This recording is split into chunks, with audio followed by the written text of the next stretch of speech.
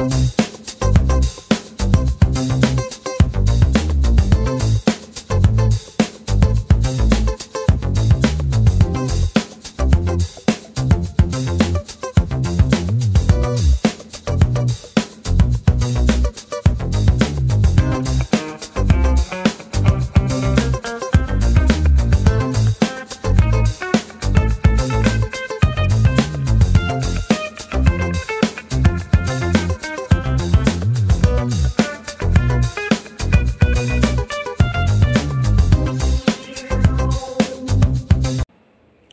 morning dear students.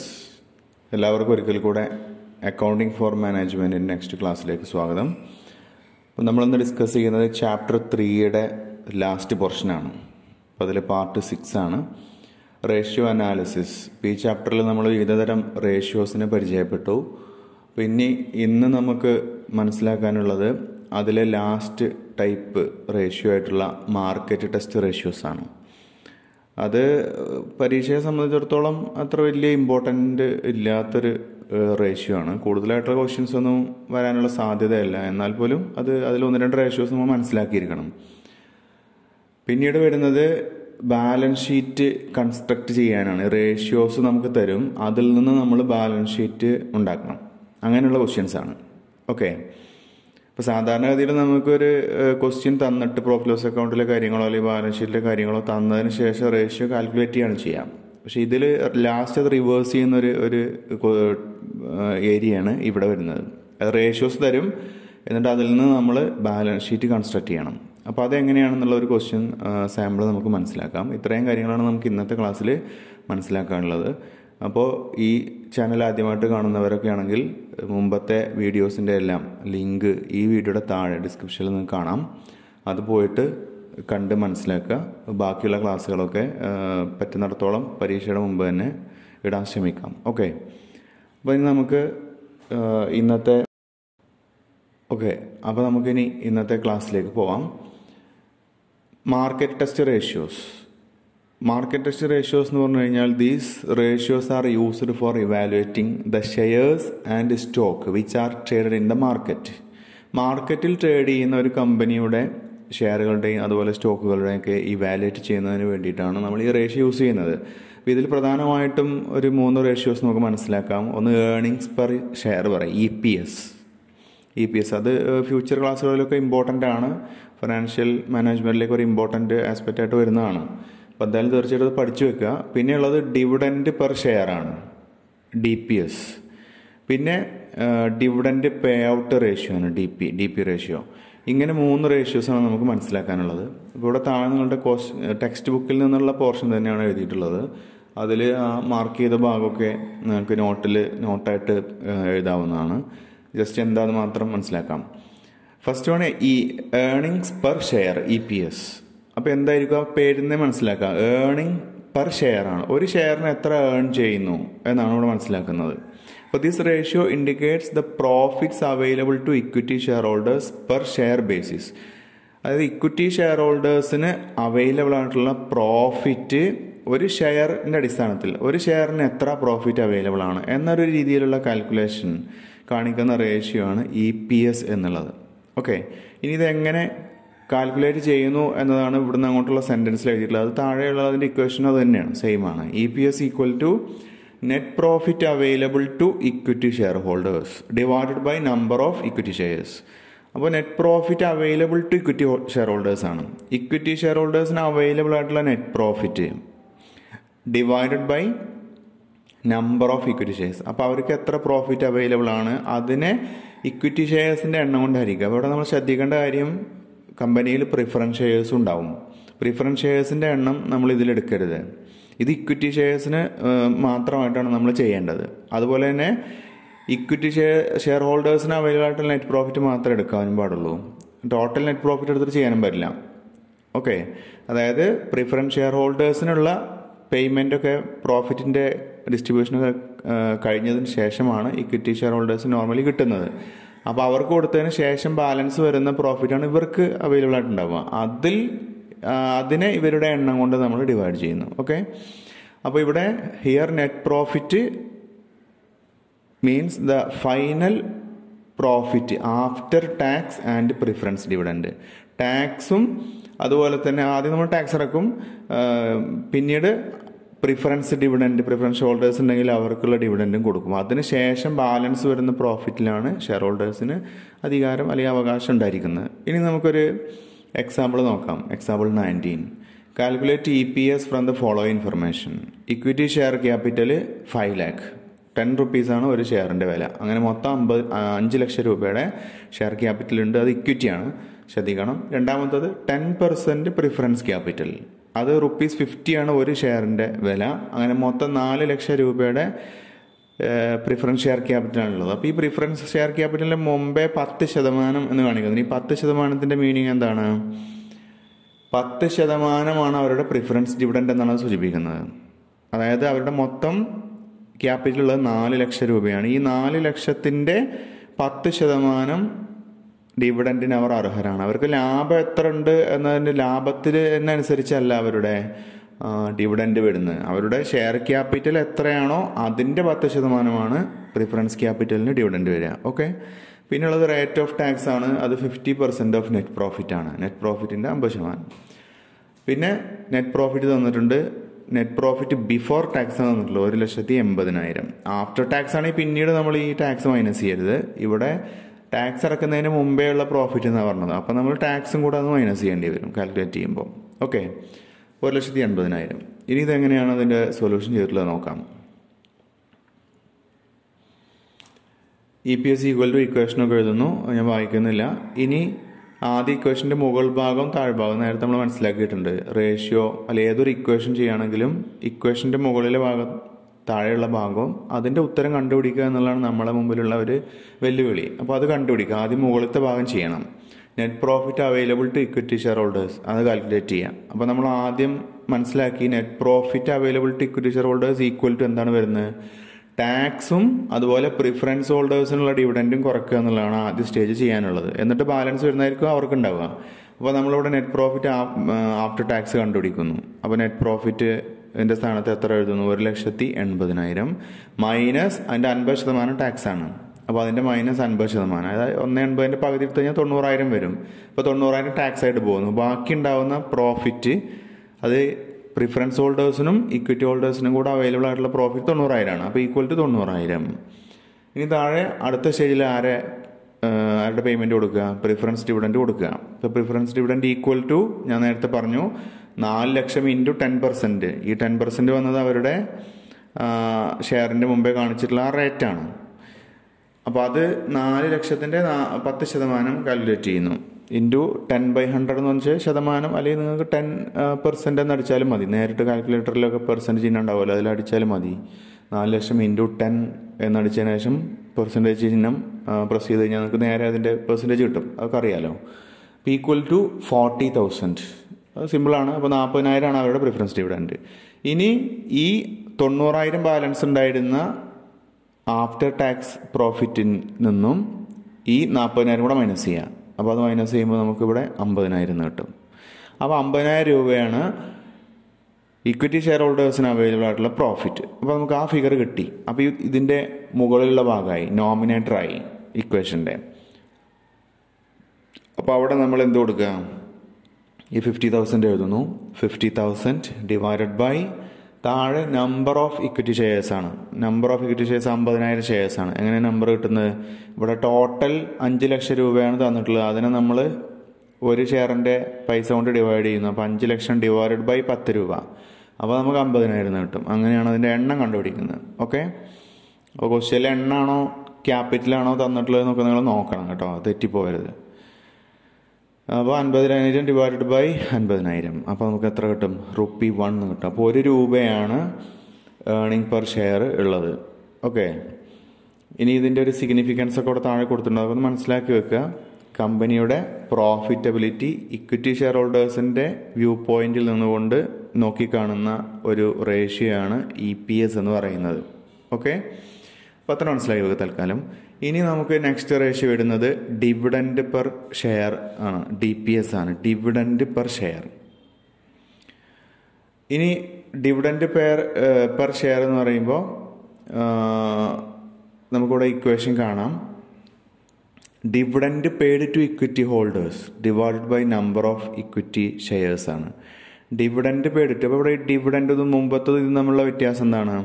അപ്പോൾ നേരത്തെ നമ്മൾ കണ്ടു ടാക്സും പ്രിഫറൻസ് ഡിവിഡൻഡും കൊടുത്തതിന് ശേഷം അവൈലബിൾ ആയിട്ടുള്ള പ്രോഫിറ്റ്, ആ പ്രോഫിറ്റ് അത് divided by number of equity shares ആണ് EPS എന്ന് പറയുന്നത്. പക്ഷെ നമ്മൾ മനസ്സിലാക്കേണ്ട കാര്യം, ഈ ടാക്സും പ്രിഫറൻസ് ഡിവിഡൻഡും കൊടുത്ത് ബാലൻസ് വരുന്ന പ്രോഫിറ്റ് മൊത്തമായിട്ട് കമ്പനികൾ സാധാരണഗതിയിൽ ഡിവിഡൻഡായിട്ട് കൊടുക്കാറില്ല. അത് മൊത്തം ഇക്വിറ്റി ഹോൾഡേഴ്സിന് വീതിച്ചു കൊടുക്കില്ല. അങ്ങനെ ബാലൻസ് വരുന്ന പ്രോഫിറ്റിൽ നിന്നൊരു നിശ്ചിത ശതമാനം അവരെന്ത് ചെയ്യുന്നു, റിസർവ് ആയിട്ട് മാറ്റുന്നു, റിസർവിലേക്ക് മാറ്റും. എന്നിട്ട് ബാലൻസ് ഉള്ള പൈസ മാത്രമേ ഇക്വിറ്റി ഹോൾഡേഴ്സിന് കൊടുക്കുന്നുള്ളൂ. അപ്പോൾ അതുകൊണ്ട് തന്നെ ഇപ്പോൾ നേരത്തെ ഉള്ള എക്സാമ്പിൾ ആണെങ്കിൽ ഇവിടെ 50,000 എന്നുള്ളത് ഫുള്ളായിട്ട് ഡിവിഡൻഡായിട്ട് കൊടുത്തോളണമെന്നില്ല. ചിലപ്പോൾ ഇതിലൊരു 20,000 മറ്റോ ഒക്കെ റിസർവിലേക്ക് മാറ്റും. അപ്പോൾ ബാക്കി വരുമ്പോൾ 30,000 ഉണ്ടാവുള്ളൂ. ഇപ്പോൾ ഈ എക്സാമ്പിൾ വെച്ച് പറയുകയാണെങ്കിൽ അപ്പോൾ 30,000 ഡിവൈഡ് ബൈ 50,000 നമുക്ക് ഡിവൈഡ് ചെയ്യാൻ പറ്റുള്ളൂ. അതാണ് അവരുടെ നെറ്റ് അവർക്ക് ഡിവിഡൻഡായിട്ട് കിട്ടുന്നത്. ഓക്കെ, അപ്പോൾ EPSും ഡിവിഡൻഡ് പെർ ഷെയറും തമ്മിൽ വ്യത്യാസമുണ്ട്. ഡിവിഡൻഡ് പെർ ഷെയർ എന്ന് പറഞ്ഞാൽ മനസ്സിലായില്ല. അപ്പോൾ ഇങ്ങനെ profit available to equity shares ഉണ്ടായിരിക്കും, അതിൽ നിന്ന് വീണ്ടും റിസർവിലേക്ക് മാറ്റുന്നു. എന്നിട്ട് ബാലൻസ് വരുന്ന ആക്ച്വലി അവർക്ക് കിട്ടുന്ന എന്താണോ അത് divided by number of equity shares കാണിക്കുന്നതാണ് ഡിവിഡൻഡ് പെർ ഷെയർ എന്നുള്ളത്. ഓക്കെ, അപ്പോൾ ഇത് എന്ത് സൂചിപ്പിക്കുന്നു? The exact amount received by owners അല്ലെങ്കിൽ equity share holders as dividend. Equity holders യഥാർത്ഥത്തിൽ എത്ര ഡിവിഡൻഡായിട്ട് അവർക്ക് കിട്ടുന്നു എന്ന് സൂചിപ്പിക്കുന്നതാണ് DPS. ഓക്കെ, അപ്പോൾ EPS സാധാരണഗതിയിൽ ഒരു വലിയ ഫിഗർ ആയിരിക്കും. DPS EPSനേക്കാൾ താഴെയുള്ളൊരു സംഖ്യ ആയിരിക്കും വരിക. മനസ്സിലായല്ലോ? കാരണം EPS ഒരു വലിയ ഫിഗറാണല്ലോ, അതിന് റിസർവ് മൈനസ് ചെയ്ത് ബാലൻസ് വരുന്നതാണ് DPS വരിക. അപ്പോൾ സ്വാഭാവികമായിട്ടും EPSനേക്കാൾ കുറച്ചും കൂടെ നല്ലത് പ്രോഫിറ്റിൻ്റെ ഒരു ലഭ്യതയൊക്കെ അറിയാൻ വേണ്ടിയിട്ട് ഇക്വിറ്റി ഹോൾഡേഴ്സിന് കുറച്ചുകൂടെ നോക്കാൻ പറ്റുന്ന റേഷ്യോ എന്ന് പറഞ്ഞു കഴിഞ്ഞാൽ DPS ആയിരിക്കും. ഓക്കെ, പിന്നെയുള്ളത് ഡിവിഡൻഡ് പേ ഔട്ട് റേഷ്യോ ആണ്, DP റേഷ്യോ. അപ്പോൾ എന്തായിരിക്കും ഇത് മെഷർ ചെയ്യുന്നത്? ഇവിടെ ഇക്വേഷനിലേക്ക് നോക്കിയാൽ പെട്ടെന്ന് മനസ്സിലാക്കാൻ പറ്റും. Dividend pay out ratio equal to dividend paid to equity share holders. Equity share ഹോൾഡേഴ്സിന് കൊടുക്കുന്ന ഡിവിഡൻഡ് നമ്മൾ നേരത്തെ ഇവിടെ മുകളിൽ ചെയ്ത അതേ സംഭവം തന്നെ, dividend paid to equity holders divided by net profit belonging to equity holders. അതിനെ എന്തുകൊണ്ട് ഡിവൈഡ് ചെയ്യുന്നു നമ്മൾ? നെറ്റ് പ്രോഫിറ്റ് ഇക്വിറ്റി ഹോൾഡേഴ്സിന് എത്രത്തോളം ഉണ്ട്, അതായത് അവർക്ക് ലഭ്യമായിട്ടുള്ള നെറ്റ് പ്രോഫിറ്റും അവർക്ക് കൊടുക്കുന്ന ഡിവിഡൻഡും തമ്മിലുള്ള അനുപാതമാണ് ഇവിടെ മെഷർ ചെയ്യുന്നത്. ഇത് രണ്ടും ഒന്നാവില്ല. Net profit belonging to equity holders ഒരു വലിയ ഫിഗർ ആയിരിക്കും, നമ്മൾ നേരത്തെ കണ്ടു. ഇതിനോട് കമ്പയർ ചെയ്യുമ്പോൾ ഒരു വലിയ ഫിഗർ ആയിരിക്കും. Dividend paid to equity holders ഈ താഴെയുള്ളതിനേക്കാൾ ചെറിയൊരു എമൗണ്ട് ആയിരിക്കും. അപ്പോൾ ഈ മുകളിൽ നമ്മൾ പഠിച്ച രണ്ട് റേഷ്യോയും തമ്മിലാണ് ഇവിടെ ആക്ച്വലി വരുന്നത്. അതുകൊണ്ട് നമുക്കതിനെ ഓർ എന്ന് പറഞ്ഞാൽ എന്ത് മനസ്സിലാക്കാം? Dividend per share divided by earning per share. ഇതാണ് ഇവിടെ നമ്മൾ ഡിവൈഡ് ചെയ്യുന്നത്. മനസ്സിലായല്ലോ? മൊത്തം കൊടുത്ത ഡിവിഡൻഡ്, ഇപ്പോൾ ഇവിടെ ഡിവിഡൻഡ് നമ്മൾ 30,000 രൂപയാണ് കൊടുത്തത്, ഡിവൈഡഡ് ബൈ നെറ്റ് പ്രോഫിറ്റ് നേരത്തെ എക്സാമ്പിൾ കണ്ട പോലെ 50,000 അപ്പോൾ 30,000 ഡിവൈഡഡ് ബൈ 50,000. അത് നമുക്ക് വേണമെങ്കിൽ പെർസെൻറ്റേജിൽ അടിച്ചു കഴിഞ്ഞാൽ അങ്ങനെ കിട്ടും. അപ്പോൾ ടോട്ടൽ ഇക്വിറ്റി ഹോൾഡേഴ്സിന് അവൈലബിൾ ആയിട്ടുള്ള പ്രോഫിറ്റിൻ്റെ ഇത്ര ശതമാനം നമ്മൾ അവർക്ക് ഡിവിഡൻഡായിട്ട് കൊടുക്കുന്നു എന്ന രീതിയിൽ നമുക്ക് ആ റേഷ്യോയുടെ ഉത്തരം കിട്ടും. ഓക്കെ, അപ്പോൾ അതിൻ്റെ ഫലം എന്ന് പറഞ്ഞു കഴിഞ്ഞാൽ ഒന്നാമത്തെ രണ്ടാമത്തെ റേഷ്യോ നമ്മൾ കമ്പൈൻ ചെയ്യാണ് ഇവിടെ ആക്ച്വലി ചെയ്യുന്നത്.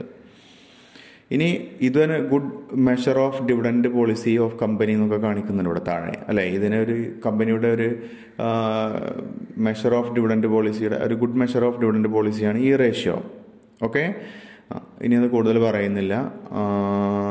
ഇത്രയേ ഉള്ളൂ നമുക്ക് പ്രധാനമായിട്ടും മനസ്സിലാക്കാനുള്ള റേഷ്യോസ്, മാർക്കറ്റ് ടെസ്റ്റ് റേഷ്യോസ്. ഇതിൽ അവസാനത്തേലൊന്നും ക്വസ്റ്റ്യൻസ് പ്രോബ്ലംസ് ഒന്നും ചെയ്യുന്നില്ല.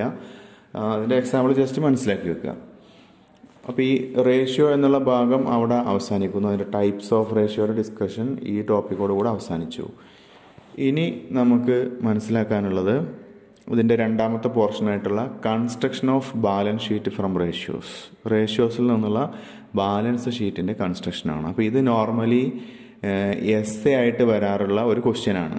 ഓക്കെ, അപ്പോൾ അത് നന്നായിട്ട് മനസ്സിലാക്കണം. പിന്നീട് എസ് വരാനുള്ളത് ഫണ്ട് ഫ്ലോയും ക്യാഷ് ഫ്ലോയും അതുപോലെ മാർജിനൽ കോസ്റ്റിംഗ് ഒക്കെയാണ്. അപ്പോൾ അതൊക്കെ നിങ്ങൾ ഇതുവരെ പഠിച്ചിട്ടുണ്ടെങ്കിൽ നിങ്ങൾക്ക് അറിഞ്ഞുകൂടാ. എന്തായാലും ഇത് മനസ്സിലാക്കി വെക്കുക. ഇത് എസ് ആയിട്ടാണ് പഠിച്ചു വെക്കേണ്ടത്. പിന്നെ മറ്റൊരു ഇമ്പോർട്ടൻ്റ് അനൗൺസ്മെൻ്റ് ഉള്ളത്, കാലിക്കറ്റ് യൂണിവേഴ്സിറ്റിയുടെ പുതിയ നോട്ടിഫിക്കേഷൻ ചിലപ്പോൾ നിങ്ങൾ ശ്രദ്ധിച്ചു കാണും. ഇപ്പോൾ വരുന്ന 2017 ബാച്ചിൻ്റെയും അതുപോലെ തന്നെ 2014 ബാച്ചിൻ്റെയും 5th സെമ്മിൻ്റെ എക്സാം വരാൻ പോകുന്നു. ഈ എക്സാമിൽ ക്വസ്റ്റ്യൻ്റെ പാറ്റേണിൽ ഡിഫറൻസ് ഉണ്ട്. യൂണിവേഴ്സിറ്റി നോട്ടിഫൈ ചെയ്തിട്ടുണ്ട് പാറ്റേൺ. അപ്പോൾ ആ നോട്ടിഫിക്കേഷനൊക്കെ നിങ്ങൾ നോക്കുക. അപ്പോൾ അതിലൊക്കെ എസ് എ വന്നിട്ടുള്ളത് പുതിയ രീതി അനുസരിച്ചുകൊണ്ട് 18 മാർക്കിനാണ് എസ് എ വരെ. ഒരു ക്വസ്റ്റ്യൻ അറ്റൻഡ് ചെയ്താൽ മതി. നേരത്തെ ഉണ്ടായിരുന്നത് 2 ക്വസ്റ്റ്യൻ ആയിരുന്നു 15 മാർക്ക് ലെവലിൽ. ഇപ്പോൾ എസ് എ ഒരു ക്വസ്റ്റ്യൻ 18 മാർക്കിൽ ചെയ്താൽ മതി. ഓക്കെ, അപ്പോൾ അതിൻ്റെ മൊത്തത്തിലുള്ളതിലൊക്കെ ഒരു വ്യത്യാസമുണ്ട്. സീലിംഗ് ഒക്കെ വന്നിട്ടുണ്ട്. അത് വേണമെങ്കിൽ ഞാനൊരു ഷോർട്ട് വീഡിയോ അതിൻ്റെ കാര്യം പറഞ്ഞിട്ട് തരണ്ട്. ഇപ്പോൾ നമുക്ക് ഈ ക്വസ്റ്റ്യനിലേക്ക് പോകാം. അപ്പോൾ ഇവിടെ ഒരു എക്സാമ്പിൾ ഉണ്ട്. From the following particulars prepare the balance sheet of X limited which has only 1 class of share capital. X ലിമിറ്റഡിൻ്റെ ബാലൻസ് ഷീറ്റ് പ്രിപ്പയർ ചെയ്യാം. ഇതിന് ഒരു തരത്തിലുള്ള ഷെയർ ക്യാപിറ്റൽ, ഒരു ക്ലാസ് ഷെയർ ക്യാപിറ്റൽ മാത്രമേ ഉള്ളൂ. The term turnover refers to cost of sale. ഇതിൽ നമ്മൾ ടേൺ ഓവർ എന്നുള്ള ഒരു ടേം നമ്മൾ യൂസ് ചെയ്യുന്നുണ്ട്. അപ്പോൾ അതുകൊണ്ട് ഉദ്ദേശിക്കുന്നത് ഇവിടെ ടേൺ ഓവർ എന്ന് പറഞ്ഞു കഴിഞ്ഞാൽ കോസ്റ്റ് ഓഫ് സെയിലാണ്. അതുപോലെ ഇതിൽ സ്റ്റോക്ക് എന്ന് പറഞ്ഞു കഴിഞ്ഞാൽ അതുകൊണ്ട് ഉദ്ദേശിക്കുന്നത് ക്ലോസിംഗ് സ്റ്റോക്കാണ്. ഇതൊക്കെ എന്തുകൊണ്ടാണ് അങ്ങനെ പറയുന്നത് എന്നുള്ളത് നമുക്ക് മനസ്സിലാവും. അപ്പോൾ ഇതിൻ്റെ പ്രിപ്പറേഷൻ നമുക്ക് നന്നായിട്ട് നന്നായിട്ട് വർക്കൗട്ട് ചെയ്യേണ്ട, കുറച്ചധികം ക്വസ്റ്റ്യൻസ് പ്രാക്ടീസ് ചെയ്യേണ്ട ഒരു ഏരിയയാണ് ഈ കൺസ്ട്രക്ഷൻ ഓഫ് ബാലൻസ് ഷീറ്റ് എന്നുള്ളത്. ഓക്കെ, കാരണം അത് നമുക്ക് ഇനി ചെയ്യുമ്പോൾ മനസ്സിലാവും. ഞാൻ ലാസ്റ്റ് പറയാം. നമുക്കിനി ഇതിൻ്റെ സൊല്യൂഷൻ ചെയ്യുന്നത് നോക്കാം. അതിൻ്റെ ആൻസർ ക്വസ്റ്റ്യൻ പാർട്ട് കഴിഞ്ഞില്ല. ഇതാണ് തന്നിട്ടുള്ള ഡീറ്റെയിൽസ്. ഇങ്ങനെയാണ് ക്വസ്റ്റ്യൻ വരാം. ഇപ്പോൾ എ എന്ന് പറഞ്ഞിട്ട് sales for the year 20 lakh. G P ratio ഉണ്ട് 25%. G P ratio gross profit ratio.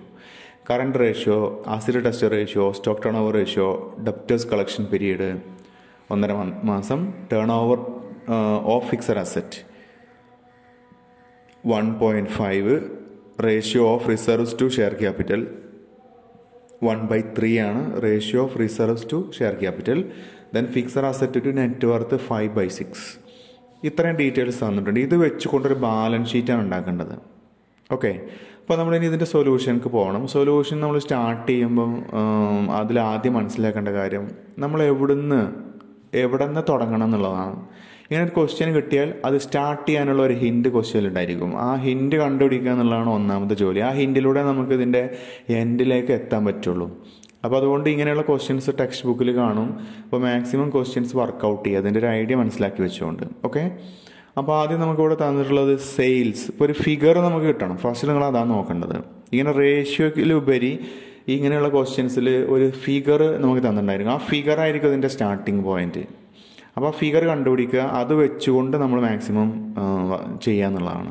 നമുക്ക് ഇതിൻ്റെ സൊല്യൂഷനിലേക്ക് പോവാം. ഇവിടെ സെയിൽസ് തന്നിട്ടുണ്ട് 20 lakh. അപ്പോൾ നമുക്ക് ഗ്രോസ് പ്രോഫിറ്റ് റേഷ്യോ എന്ന് പറഞ്ഞാൽ 25%. അതായത് സെയിൽസിൻ്റെ 25% ആണ് എന്ത് ഗ്രോസ് പ്രോഫിറ്റ് എന്നാണ് അതിൻ്റെ അർത്ഥം. അതറിയാലോ. അപ്പോൾ നമ്മളിവിടെ എന്ത് കണ്ടുപിടിക്കുന്നു? ഈ സെയിൽസിൻ്റെ 20% നമ്മൾ ഗ്രോസ് പ്രോഫിറ്റ് ആണെന്ന് കണ്ടു കഴിഞ്ഞാൽ, അപ്പോൾ ഇവിടെ കാണുകയാണ്. അപ്പോൾ ഇവിടെ നോക്കിയേ താഴെ എഴുതിയിട്ടുള്ളത് സെയിൽസ് മൈനസ് ഗ്രോസ് പ്രോഫിറ്റ്. അപ്പോൾ സെയിൽസിൽ നിന്ന് ഈ 25% കണ്ട് നമ്മൾ മൈനസ് ചെയ്യുന്നു. അപ്പോൾ sales 20 lakh minus 25% of 20 lakh ആണ്. അപ്പോൾ 25% എന്ന് പറയുമ്പോൾ 5 ലക്ഷം വരും. ഇവിടെ അത് എഴുതിയിട്ടില്ല, 5 ലക്ഷം. അപ്പോൾ 20 ലക്ഷത്തിൽ നിന്ന് 5 ലക്ഷം നമ്മൾ മൈനസ് ചെയ്താൽ നമുക്ക് 15 ലക്ഷം എന്ന് കിട്ടും. ഇതെന്താണ്? കോസ്റ്റ് ഓഫ് സെയിൽസ് ആണ്, അല്ലെങ്കിൽ കോസ്റ്റ് ഓഫ് ഗുഡ്സ് സോൾഡ് ആണ്. അപ്പോൾ അത് നിങ്ങൾക്ക് അറിയാമെന്ന് വിചാരിക്കുന്നു.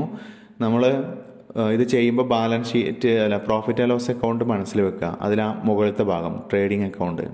ട്രേഡിംഗ് അക്കൗണ്ടിൻ്റെ ലെഫ്റ്റ് സൈഡിൽ നമ്മൾ ഓപ്പണിംഗ് സ്റ്റോക്ക്, പർച്ചേസ്, അതുപോലെ ഡയറക്റ്റ് എക്സ്പെൻസ്, ഇങ്ങനെയുള്ള ഐറ്റംസ് വരും.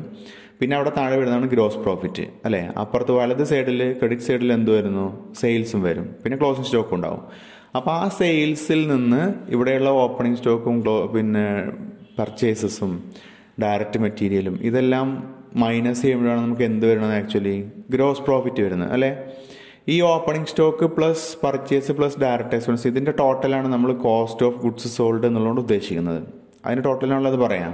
അപ്പോൾ ഈ സെയിൽസിൽ നിന്ന് കോസ്റ്റ് ഓഫ് ഗുഡ്സ് സോൾഡ് കുറച്ചാൽ എന്ത് കിട്ടും? ഗ്രോസ് പ്രോഫിറ്റ് കിട്ടും. അതുപോലെ സെയിൽസിൽ നിന്ന് ഗ്രോസ് പ്രോഫിറ്റ് കുറച്ചാൽ കോസ്റ്റ് ഓഫ് ഗുഡ്സ് സോൾഡും കിട്ടും. ഈ കോസ്റ്റ് ഓഫ് ഗുഡ്സ് സോൾഡും ഗ്രോസ് പ്രോഫിറ്റും കൂടെ ചേർത്താൽ ആഡ് ചെയ്ത് കഴിഞ്ഞാൽ എന്ത് കിട്ടും? സെയിൽസ് കിട്ടും. അപ്പോൾ ഈ ഒരു ഇക്വേഷൻ നിങ്ങൾ ചെറിയ ക്ലാസ്സിൽ തന്നെ മനസ്സിലാക്കിയിട്ടുണ്ടാവും.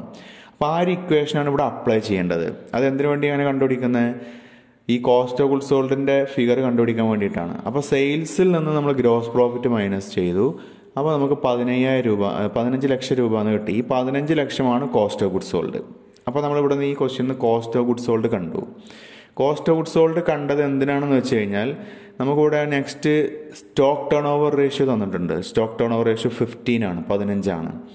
അപ്പോൾ ഈ സ്റ്റോക്ക് ടേൺ ഓവർ റേഷ്യോയുടെ ഇക്വേഷൻ എന്താണ്? Normally cost of goods sold divided by average സ്റ്റോക്കാണ് അല്ലേ? അപ്പോൾ ഈ ക്വസ്റ്റ്യനിൽ ആവറേജ് സ്റ്റോക്ക് ഇല്ല. നമ്മോട് പറഞ്ഞിട്ടുണ്ട് സ്റ്റോക്ക് എന്ന് പറഞ്ഞാൽ അവിടെ ഉദ്ദേശിക്കുന്നത് എന്താണ്? ക്ലോസിംഗ് സ്റ്റോക്കാണ്. ഈ ക്വസ്റ്റ്യനിൽ ഹിൻഡ് പറഞ്ഞിട്ടുണ്ട് ഫസ്റ്റിൽ. അപ്പോൾ നമ്മൾ അതിൻ്റെ ഇക്വേഷൻ എഴുതുന്നു. Stock turn over ratio equal to cost of sales അല്ലെങ്കിൽ cost of goods sold divided by, അപ്പോൾ നമ്മളോട് ആവറേജ് സ്റ്റോക്ക് എഴുതൂല, പകരം എന്ത് എഴുതും? ക്ലോസിംഗ് സ്റ്റോക്ക് എന്ന് എഴുതുന്നു. ക്ലോസിംഗ് സ്റ്റോക്ക് എഴുതി. ഈക്വൽ ടു, ഇതിൻ്റെ ഉത്തരം തന്നിട്ടുണ്ട്. ഇത് ഈക്വൽ ടു ആണല്ലോ 15. നമുക്കിവിടെ സ്റ്റോക്ക് ടേൺ ഓവർ റേഷ്യോ അല്ല കണ്ടുപിടിക്കാനുള്ളത്, അത് ഓൾറെഡി കണ്ടുപിടിച്ച് വെച്ചിട്ടുണ്ട്. അതിൻ്റെ ആൻസറാണ് 15. അപ്പോൾ നമുക്ക് ഈ ഇക്വേഷൻ അതിന് ഇക്വേറ്റ് ചെയ്യാം. Cost of sales divide by closing stock equal to 15 ആണ്. ഓക്കെ, അങ്ങനെയാണെങ്കിൽ നമുക്ക് ക്ലോസിംഗ് സ്റ്റോക്കിൻ്റെ വാല്യൂ കണ്ടുപിടിക്കണം. അപ്പോൾ എന്ത് ചെയ്യണം? ക്ലോസിംഗ് സ്റ്റോക്കിൻ്റെ വാല്യൂ കണ്ടുപിടിക്കാൻ ഈ 15നെ സമത്തിൻ്റെ ഇപ്പുറത്തേക്ക് കൊടുക്കുക, ക്ലോസിംഗ് സ്റ്റോക്കിനെ അപ്പുറത്ത് കൊണ്ടുപോകുക. അപ്പോൾ ക്ലോസിംഗ് സ്റ്റോക്കിനെ അപ്പുറത്ത് കൊണ്ടുപോകുമ്പോൾ താഴെ ഇവിടെ കണ്ടില്ലേ, therefore closing stock equal to എന്ന് പറഞ്ഞായിട്ടാവും. ക്ലോസിംഗ് സ്റ്റോക്ക് ഈക്വൽ ടു എന്നാവും. ഓക്കെ, അപ്പോൾ ക്ലോസിംഗ് സ്റ്റോക്ക് ഈക്വൽ ടു 15 ലക്ഷം. ഈ 15 എന്നുള്ളത് ഇക്വേഷൻ്റെ ഇപ്പുറത്തേക്ക് വരുമ്പോൾ ഡിവൈഡ് ബൈ ആവും. ഓക്കെ, അപ്പോൾ 15 ലക്ഷം divided by 15 equal to 1 lakh എന്ന് കിട്ടും. അപ്പോൾ ക്ലോസിംഗ് സ്റ്റോക്കിൻ്റെ ഫിഗർ അവിടെ കിട്ടി. ക്ലോസിംഗ് സ്റ്റോക്ക് ഈക്വൽ ടു ആണ് 1 lakh. ഓക്കെ, പിന്നെ നമുക്ക് മനസ്സിലാക്കാനുള്ളത്, നമുക്കിവിടെ കറൻറ്റ് റേഷ്യോയുണ്ട്, ആസിഡ് ടെസ്റ്റ് റേഷ്യോയും തന്നിട്ടുണ്ട്. ഇനി കറൻറ്റ് റേഷ്യോയിലേക്കാണ് നമ്മൾ പോകുന്നത്. അടുത്തത് ഈ ഫിഗർ കൊണ്ട്. അപ്പോൾ ക്ലോസിംഗ് സ്റ്റോക്ക് കിട്ടിയിട്ടുണ്ട്. ഇനി നോക്കാനുള്ളത് സ്റ്റോക്ക് ഈക്വൽ ടു, സ്റ്റോക്ക് എന്ന് പറഞ്ഞാൽ എന്താണ്? കറൻറ്റ് അസറ്റിൽ നിന്ന് ക്യുക്ക് അസറ്റ് കുറക്കുന്നതാണ് ആണല്ലോ. ആ ഇക്വേഷൻ ഓർമ്മ ഉണ്ടാവുമെന്ന് വിചാരിക്കുന്നു. ക്യുക്ക് അസറ്റ് എന്ന് പറഞ്ഞാൽ എന്താണ്?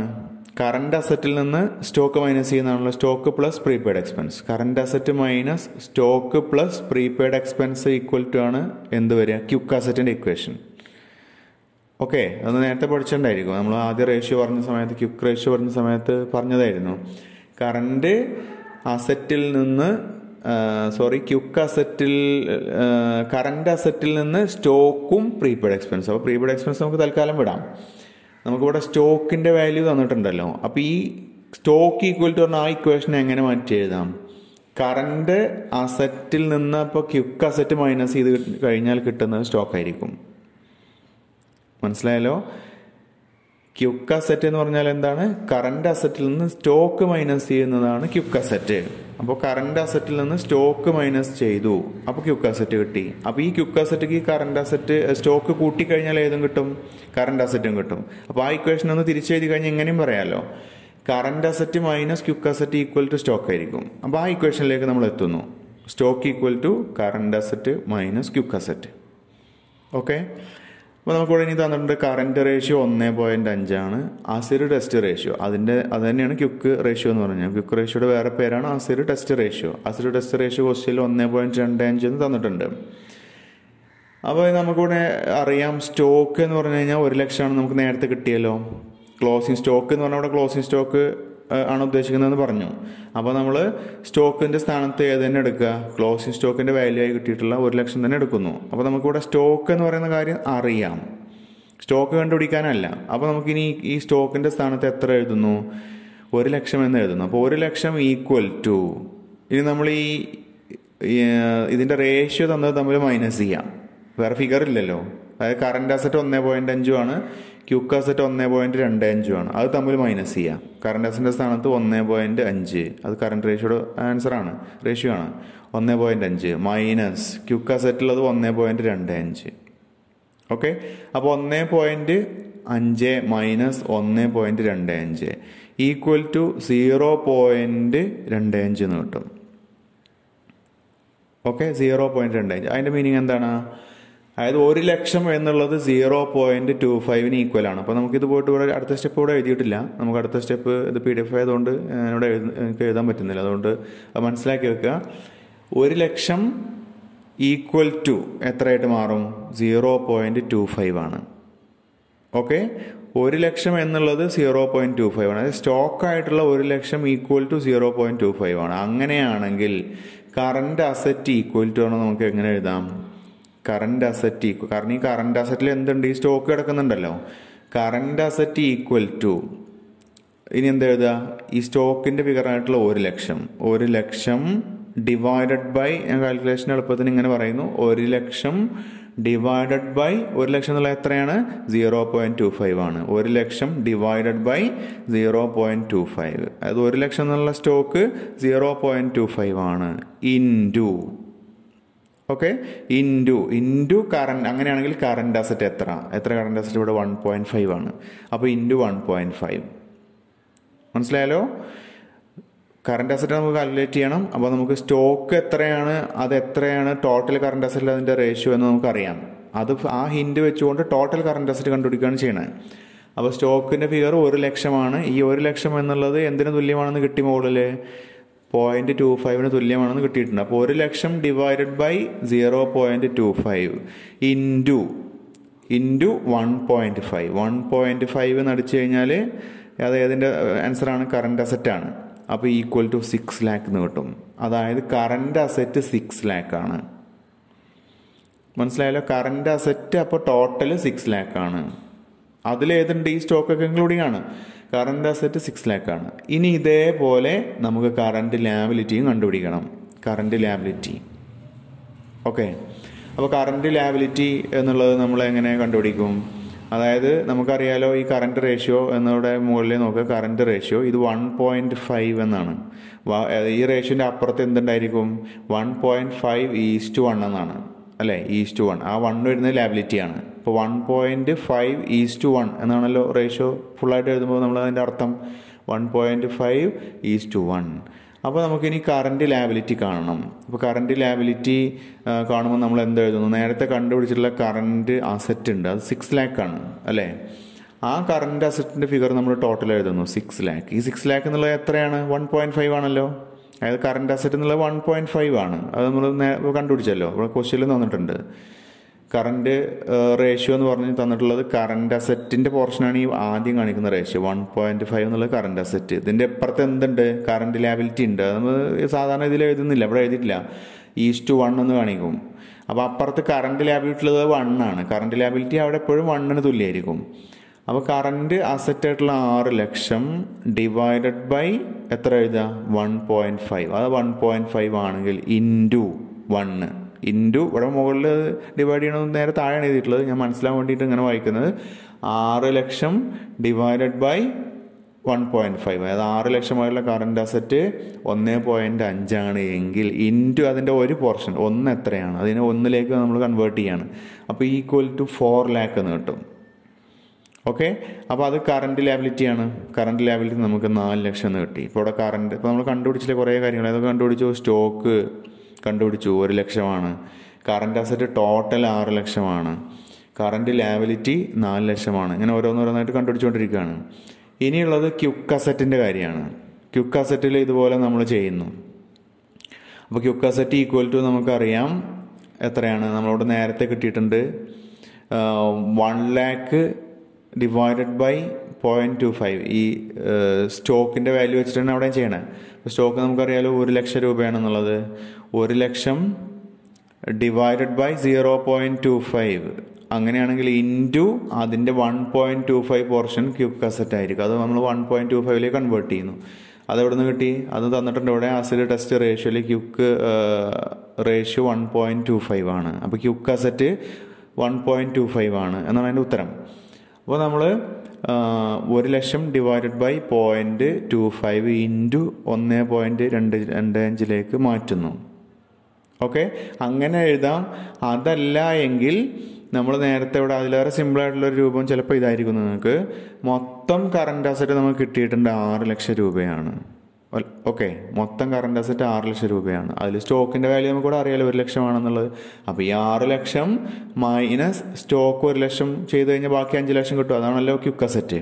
അതായത് കറണ്ട് അസറ്റ് മൈനസ് സ്റ്റോക്കാണല്ലോ ക്വിക്ക് അസറ്റ് വരിക. അപ്പോൾ ഡയറക്റ്റ് അപ്ലൈ ചെയ്താലും മതി. ഇങ്ങനെ ചെയ്യണമെന്ന് കൺഫ്യൂഷൻ ആവണമെന്നുണ്ടെങ്കിൽ 6 ലക്ഷം മൈനസ് 1 ലക്ഷം ഈക്വൽ ടു 5 ലക്ഷം. അപ്പോൾ ക്വിക്ക് അസറ്റ് കിട്ടി. ഓക്കെ, പിന്നെ നമുക്കിവിടെ തന്നിട്ടുള്ളത് ഡെപ്റ്റേഴ്സ് കളക്ഷൻ പീരീഡ് ക്വസ്റ്റ്യനിൽ തന്നിട്ടുണ്ട്. ഡെപ്റ്റ് കളക്ഷൻ പീരീഡ് 1.5 മന്താണ്, 1.5 മന്താണ് തന്നിട്ടുണ്ട്. ഡെപ്റ്റ് collection period, debtors collection period.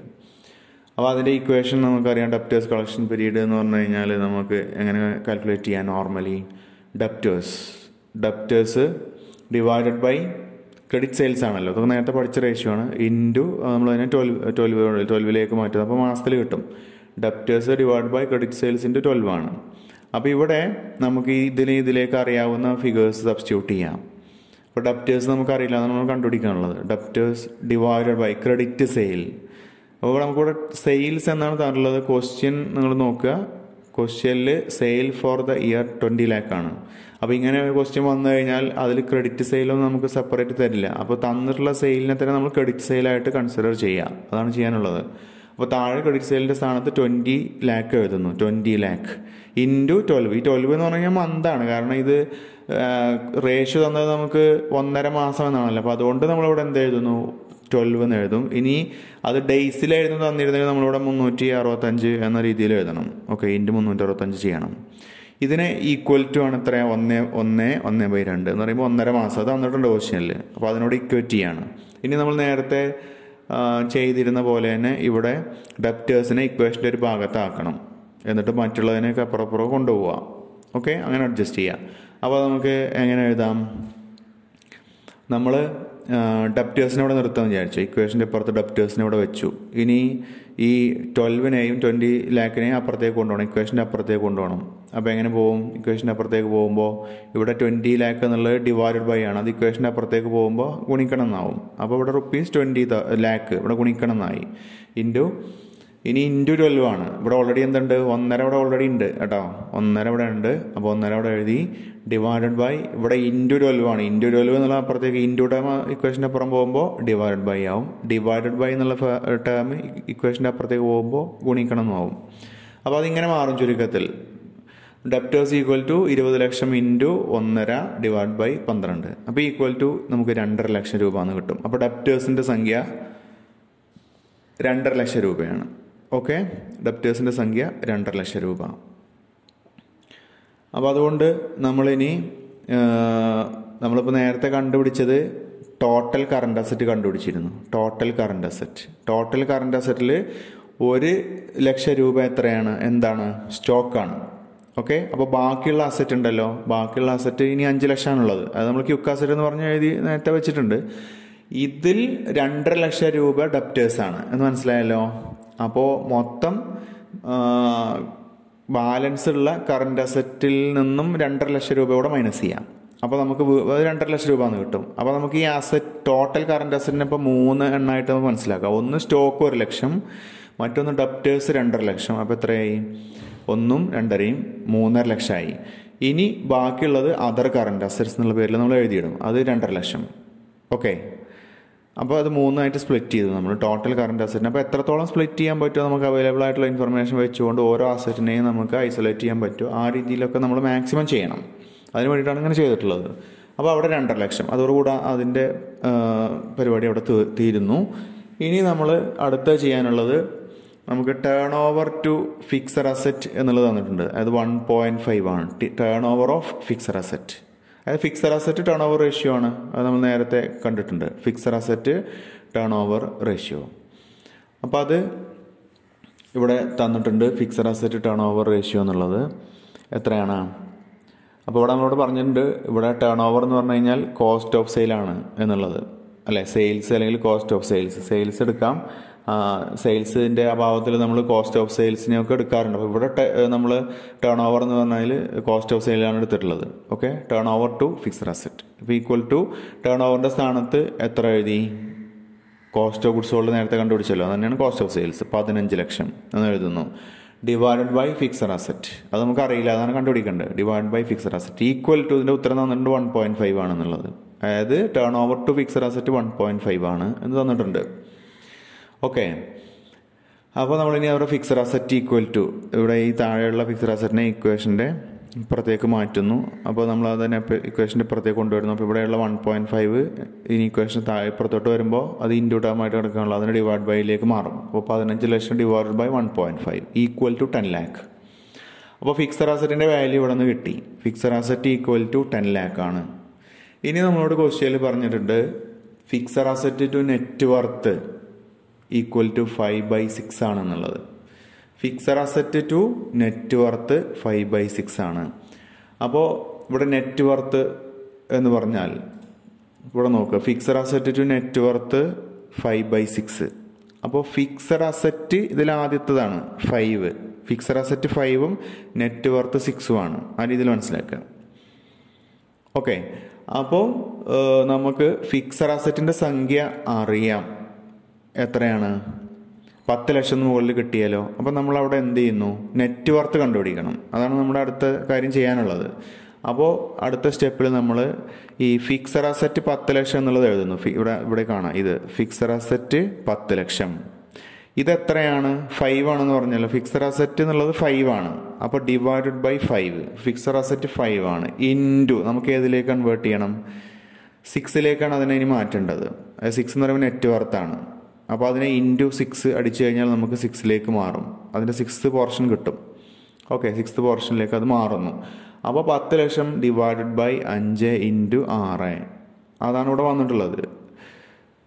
Okay, 10 ലക്ഷം ഇൻറ്റു 6/5, അല്ലെങ്കിൽ താഴെ വരികയാണെങ്കിൽ 10 ലക്ഷം divide by 5 into 6 equal to 12 ലക്ഷം. അപ്പോൾ 12 ലക്ഷം നേടി. 12 ലക്ഷം എന്ന് പറയുന്നത് എന്താണ്? നെറ്റ് വർത്താണ്. Net worth. അപ്പോൾ ഫിക്സഡ് അസറ്റിൻ്റെ വാല്യൂ കിട്ടി. നമുക്ക് നെറ്റ് വർത്ത് എത്രയാണെന്ന് കിട്ടി. എന്താണ് ഇനി നെറ്റ് വർത്ത് എന്ന് പറഞ്ഞാൽ? നെറ്റ് വർത്ത് എന്നുള്ള ഇവിടെ കാണാം. നെറ്റ് വർത്തിൻ്റെ വേറെ പേരാണ് എന്ത്? നെറ്റ് വർത്ത് അല്ലെങ്കിൽ എന്ത് പറയും? ഇക്വിറ്റി എന്ന് പറയും. അതല്ലെങ്കിൽ ഷെയർ ഹോൾഡേഴ്സ് ഫണ്ട്. ഇതിന് പറയുന്ന പേരാണ് നെറ്റ് വർത്ത്. അപ്പോൾ നെറ്റ് വർത്ത് മീൻസ് എന്താണ്? ഇക്വിറ്റിയാണ് അല്ലെങ്കിൽ ഷെയർ ഹോൾഡേഴ്സ് ഫണ്ട്. അപ്പോൾ ഷെയർ ഹോൾഡേഴ്സ് ഫണ്ട് എന്ന് പറഞ്ഞാൽ നമുക്കറിയാം ഏതൊക്കെയാണ് വരിക? Capital plus reserves. അതാണ് ഇവിടെ ഷെയർ ഹോൾഡേഴ്സ് ഫണ്ട് എന്നുള്ളത് ഉദ്ദേശിക്കുന്നത്. Capital plus reserves. അപ്പോൾ അതിവിടെ നിങ്ങൾക്ക് കാണാം, ക്യാപിറ്റൽ പ്ലസ് റിസർവ്സ്.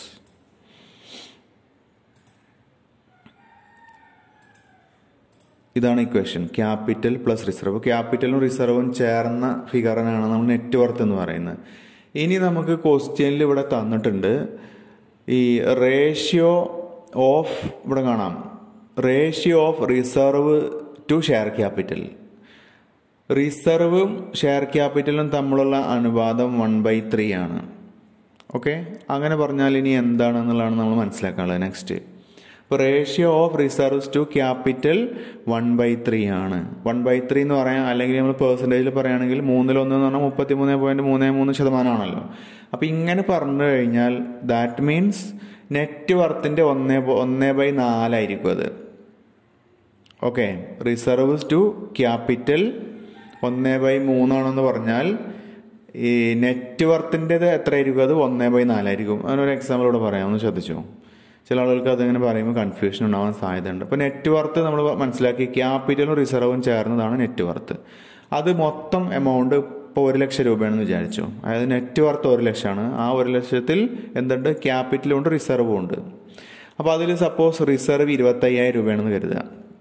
ഈ 1 ലക്ഷത്തിൽ റിസർവ് ഉണ്ട്, റിസർവ് 25,000 രൂപയാണെന്ന് കരുതുക. ഓക്കെ, അപ്പോൾ അത് എത്ര ശതമാനമായിരിക്കും? മൊത്തം നെറ്റ് വർത്തിൻ്റെ 25% ആണല്ലോ അല്ലേ? 1 ലക്ഷത്തിൻ്റെ 25% 25,000. അല്ലെങ്കിൽ നമുക്കിങ്ങനെ റേഷ്യോയിൽ പറയുകയാണെങ്കിൽ 1/4 ഓഫ് നെറ്റ് വർത്താണത് അല്ലേ? 1 ലക്ഷത്തിൻ്റെ 4/1 ഈ റിസർവ് ആയിട്ടുള്ള 2.5 ലക്ഷം. ഓക്കെ, അപ്പോൾ അത് 4/1. ഇനി അങ്ങനെയാണെങ്കിൽ ഇവിടെ ക്യാപിറ്റൽ എത്രയായിരിക്കും? 1 ലക്ഷം രൂപയാണ് മൊത്തം നെറ്റ് വർത്ത്. അതിൽ റിസർവ് 25,000 രൂപയാണെങ്കിൽ ബാലൻസ് ഉള്ള 75,000 ആണല്ലോ ക്യാപിറ്റൽ. അപ്പോൾ ക്യാപിറ്റൽ എന്നുള്ളത് 70,000 ആണ്.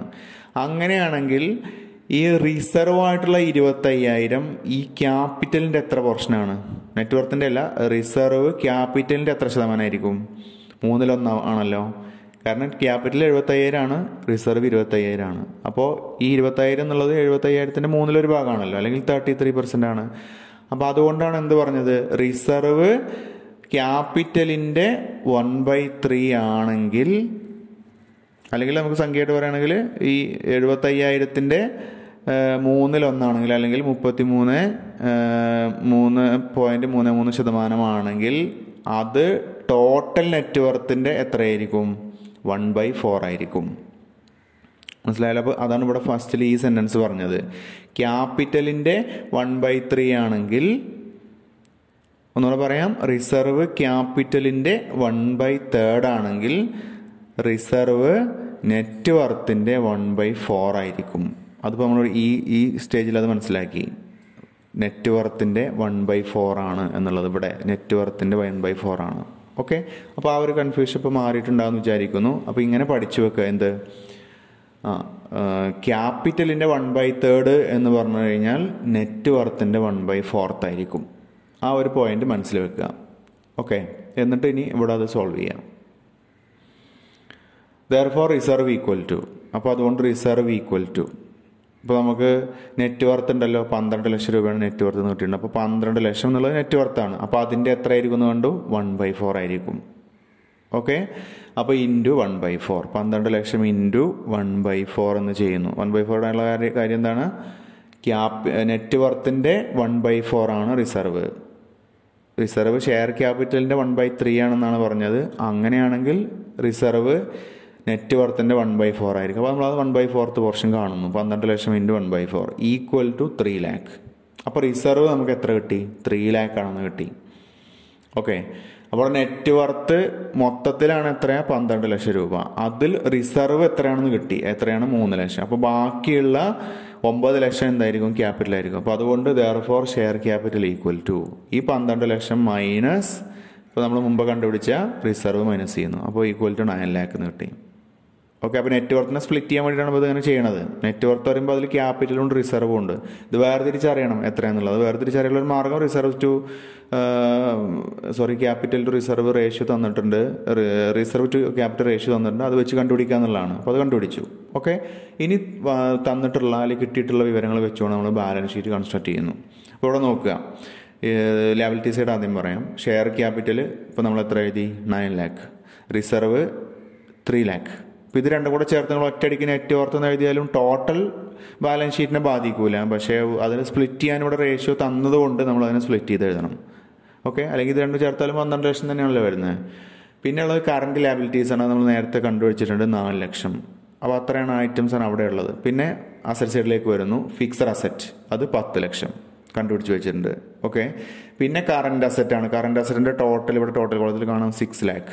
അപ്പോൾ അങ്ങനെ എഴുതിയാലും ഇത് ടോട്ടൽ കറക്റ്റായി. ഫിക്സഡ് അസറ്റും കറണ്ട് അസറ്റും 10 6 16 ലക്ഷം. പക്ഷേ ഇവിടെ ഈ കറണ്ട് അസറ്റിനെ നമ്മൾ കുറേ ഇൻഫർമേഷൻ തന്നുകൊണ്ട് അതിനെ സ്പ്ലിറ്റ് ചെയ്തു, മാക്സിമം സ്പ്ലിറ്റ് ചെയ്തു. അപ്പോൾ എന്ത് കിട്ടി, സ്റ്റോക്ക് 1 ലക്ഷം ഉണ്ട് എന്ന് മനസ്സിലായിട്ടുണ്ട് നമുക്ക് നേരത്തെ.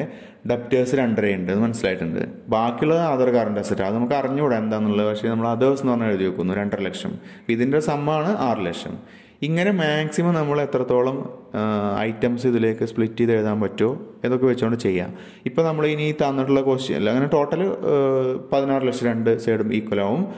ഈക്വൽ ആവണമെങ്കിൽ നിങ്ങൾ ചെയ്തതിൽ എന്തെങ്കിലും തെറ്റുണ്ടാവും, അല്ലെങ്കിൽ ഏതെങ്കിലും വിട്ടുപോയിട്ടുണ്ടാവും, ഇതിലേക്ക് എടുത്ത് എഴുതാൻ വിട്ടുപോയിട്ടുണ്ടാവും. അതുകൊണ്ടാണ് അങ്ങനെ സംഭവിക്കുന്നത്. ഓക്കെ, ഇങ്ങനെയാണ് ഈ പ്രോബ്ലം സോൾവ് ചെയ്യേണ്ടത്. ഇനി നമ്മളിതിൻ്റെ ഈ പോർഷനിലേക്ക് നോക്കിയപ്പോൾ ഇവിടെ നമുക്ക് തന്ന ഇൻഫർമേഷൻ എല്ലാം നമ്മളിവിടെ ഉപയോഗിച്ചിട്ടുണ്ടായിരിക്കും. എല്ലാം ഉപയോഗിച്ചിട്ടാണ് നമ്മളിത് കണ്ടുപിടിക്കുന്നത്. അപ്പോൾ ഇതിൽ ആദ്യം ഏത് ചെയ്യണം, രണ്ടാമത് ഏത് ചെയ്യണമെന്ന് നമ്മളൊന്ന് പ്രാക്ടീസ് ചെയ്തെങ്കിൽ മാത്രമേ നമുക്ക് മനസ്സിലാക്കാൻ പറ്റുള്ളൂ. അതിപ്പോൾ ഞാൻ അങ്ങനെ പറയുന്നതുകൊണ്ട് നിങ്ങൾക്ക് അത് മനസ്സിലായിന്ന് വരും. ഒരു ക്വസ്റ്റ്യൻ ഫ്രഷ് ആയിട്ടൊരു ക്വസ്റ്റ്യൻ കിട്ടുമ്പോൾ അത് എവിടെ നിന്ന് തുടങ്ങണം, ഏത് റൂട്ടിൽ പോകണം എന്നുള്ളത് അറിയണമെന്നുണ്ടെങ്കിൽ ഇത്തരം ക്വസ്റ്റ്യൻസ് കൂടുതലായിട്ട് നമ്മൾ ചെയ്ത് നോക്കണം. അപ്പോൾ ടെക്സ്റ്റിൽ ഒരുപാട് ക്വസ്റ്റ്യൻസ് കാണാം. അപ്പോൾ അതെല്ലാം തന്നെ നിങ്ങൾ എന്ത് ചെയ്യുക കേട്ടോ. അങ്ങനെ ചെയ്ത് കഴിഞ്ഞാൽ നിങ്ങൾക്കത് കിട്ടും. അപ്പോൾ ഇത്രയേ ഉള്ളൂ ഈ ക്ലാസ്. അത് ഈ ചാപ്റ്റർ ഇത്ര ഡിസ്കസ് ചെയ്യുന്നുള്ളൂ. ഇനി നമുക്ക് fund flow, cash flow, marginal costing, അതിലത്തെ ഒരു പ്രധാനപ്പെട്ട ടോപ്പിക്സൊക്കെ ചർച്ച ചെയ്യാൻ പറ്റുമെന്ന് നോക്കണം. അപ്പോൾ അത് അടുത്ത ക്ലാസ്സുകളിലായിട്ട് അപ്ലോഡ് ചെയ്യാം. അപ്പോൾ ഇതുവരെയുള്ള ഈ ക്ലാസ് മനസ്സിലായെന്ന് കരുതുന്നു. ഇത്രയും സമയം കേട്ടിരുന്ന എല്ലാവർക്കും നന്ദി. Thank you for watching.